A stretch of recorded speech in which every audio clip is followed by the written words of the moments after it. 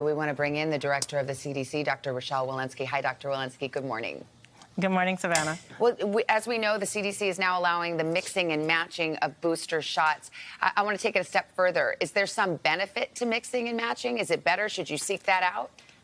Yeah, good morning. So we really had an important step yesterday, and this is really great news because we now have a booster plan for all three of our COVID-19 vaccines. If you receive the Moderna vaccine or the Pfizer vaccine, you're eligible for a boost more than 6 months out if you're over 65, if you have underlying medical conditions or live or work in high-risk places, live in a long-term care facility. And if you're one of the 15 million who got Johnson & Johnson, there's a booster plan for you as well over 2 months, and you're eligible for a boost. And then, as you know, yes, some people very well may prefer to get the vaccine they originally got. The vast majority of people did very well after getting their first vaccine, but the CDC now will allow new recommendations to mix and match, and we do not indicate a preference. So it's not any better or worse. It's whatever your preference, just mix and match if you want to.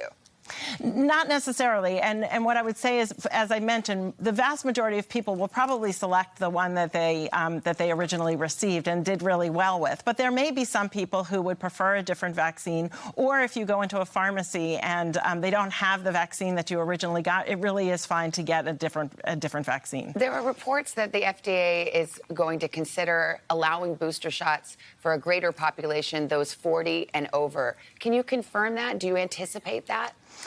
You know, we are closely following the data, and this has been an important stepwise process, and we will continue to follow those data. And as those data emerge that's shown waning immunity for others, for people who don't have underlying conditions, for example, we will update our booster guidance in real time. Well, should people, the rest of us who don't fall into this new category, we're not 65 or older, we don't have underlying health conditions, but we got our vaccines more than 6 months ago, do we have waning immunity? Should we be concerned about that? You know, we're continuing to follow. I don't think that there's reason to be concerned now. Our vaccines are still working really well against severe disease, hospitalization, and death. With a lot of disease out there, we are still recommending prevention measures, and we will continue to follow the data that demonstrates if and when there is waning for people who are generally healthy. Next Tuesday, the FDA panel will consider the vaccine for ages 5 to 11, the Pfizer vaccine. The CDC will weigh in about a week later. There are 28 million kids unvaccinated right now. How quickly do you think you can get that population vaccinated?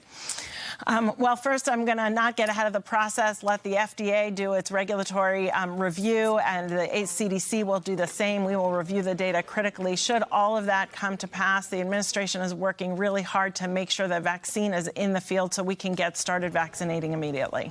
Do you think if kids are vaccinated that people can stop wearing masks in schools? I mean, and what about the greater population? Right now, the CDC does recommend indoor masking, even if you're vaccinated, if you're in a high transmission area. You know, the short version of this question is, when is this going to end? When are the mask requirements going to end?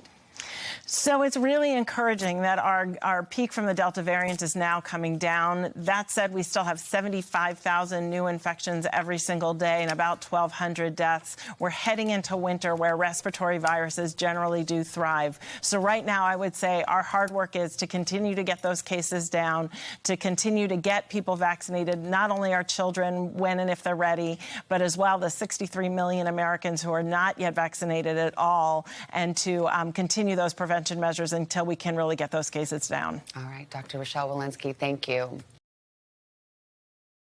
Hey, thanks for watching our YouTube channel. Find your favorite recipes, celebrity interviews, uplifting stories, shop our favorite deals, and so much more with the Today app. Download it now.